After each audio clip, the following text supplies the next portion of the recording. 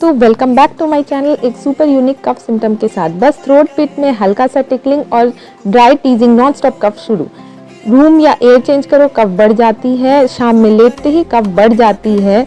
Even throat पिट touch press करने से कफ बढ़ जाती है। लाइंग ऑन लेफ्ट साइड से भी कफ बढ़ जाती है। ठंडी हवा में सांस ले लो, कफ रुकती ही नहीं। पेशेंट इतने परेशान हो जाते हैं कि पूरा सर ही ढकना पड़ता है, जैसे हवा वार्म हो जाए। गेस करो medicine. Rumex crispus is the answer, so like, share and subscribe for more such videos.